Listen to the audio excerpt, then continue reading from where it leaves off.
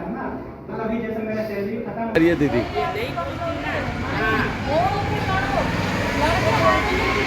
मेरे पति डॉक्टर मुकुंद मेश्राम हैं। उनका नर्स के साथ अफेयर है, जिसके चलते मुझे छोड़ दिए उन्होंने।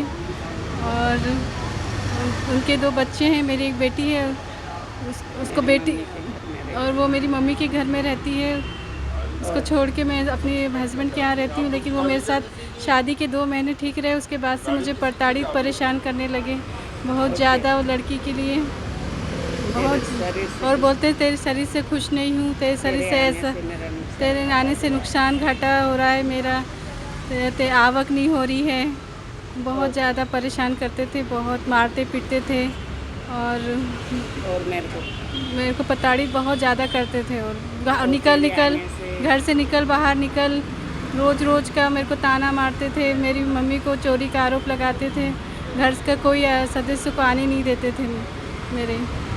और बहुत मेरे साथ बहुत अन्याय हुआ है, नुकसान घाटा आने दे हॉस्पिटल में मेरे से साइन करवाया है। मेरे से साइन करवाया है ज़बरदस्ती स्टाम्प पेपर में, मुझे मेरे को कोर्ट में लेके आया है। कोर्ट में ज़बरदस्ती लेके आया है। और अच्छा, क्या नाम है उनका? मुकुंद मेश्राम है। क्लिनिक का नाम? क्लिनिक का नाम नहीं है, बस ऐसे ही छोटा मोटा क्लिनिक है। बीरगांव रावा भाटा, और किराना दुकान है उनकी। मेरे के लिए उसी को हमारे साथ गार्डन घूमने ले जाता है और उसको जब भी हम लोग को कहीं जाना रहता था तो वो उसको लड़की को लेके है ना हमारे साथ गार्डन में इधर उधर कहीं भी लेके जाते थे।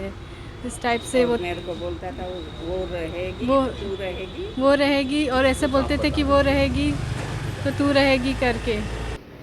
उसके भरण पोषण की जिम्मेदारी पूरे समाज के सामने लिया है।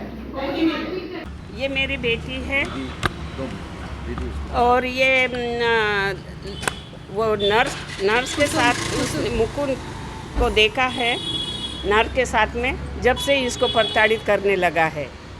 और मेरे घर में आके और हमको बोलता था तुम्हारा सरनेम नहीं जम रहा है, तुम्हारी राशि भारी है। मैं तो अपने मन से किया हूँ। तो कोरोना में शादी हुई तो बोलता है ये मेरे को लगा कि मोटी हो गई है तो ये दुबली हो जाएगी, तो ये मैं इसके शरीर से खुश नहीं हूँ, ये हमारा रिश्ता नहीं जम रहा है तो तलाक दे दो, ऐसा करके वो बात करता था। और हमारे घर में आके हमारे सामने गोलियां खाता था, मैं मर जाऊंगा करके। ऐसा करके हमको धमकाता था कि ले जाओ अपने बेटी को ले जाओ, नहीं तो मैं इसका कुछ भी करूँगा करके। तो ये हमको बिना बताए ये कोर्ट में लाया इसको, लड़की को, और इसका मोबाइल छीन लिया था उसने। तो हमने बेटे को भेजा कि इसका फ़ोन आज क्यों नहीं उठा रही, तो इसको हमको बिना बताए ये कोर्ट लेके आया और ये तलाक देने के लिए, और बहुत दिनों से ये परेशान कर रहा था इसको। तभी हम बोले कि ये सेकंड मैरिज है बेटा, रह जा, लोग हमको ही बोलेंगे कि 2 शादी हुई वो रही नहीं है करके। हम बेटी को भेजते गए, ऐसे करके 2 साल निकल गए हैं। और अभी ये हमने महिला आयोग में केस डाला है तो ये आ नहीं रहा है। क्या बोले महिला आयोग वाले? महिला आयोग वाले अभी थाने से उसको बुलवाएंगे करके बोल रहे हैं। केस में उपस्थित नहीं हो रहा है अभी कोर्ट में, यह महिला आयोग में उपस्थित नहीं हो रहा है। तो सामाजिक रूप से हुई थी ना शादी? तो सामाजिक रूप से शादी हुई है, समाज में शादी हुई है, होटल में शादी हुई है। और ये बोलता है राशि भविष्य।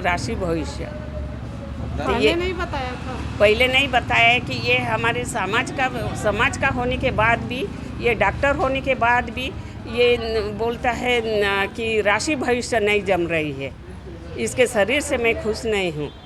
तो पहले ये मोटी थी, पतली थी, ये नहीं दिखा के इसको ये किसी का जीवन बर्बाद कर रहा है।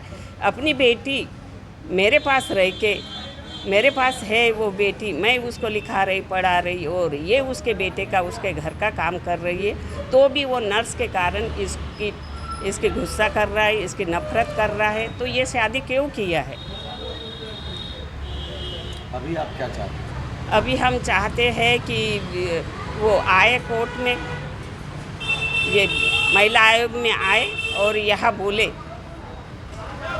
ये हम चाहते हैं। चाहते हैं काउंसलिंग हो, दोनों साथ में रहें। काउंसलिंग हो, दोनों साथ में रहे। ये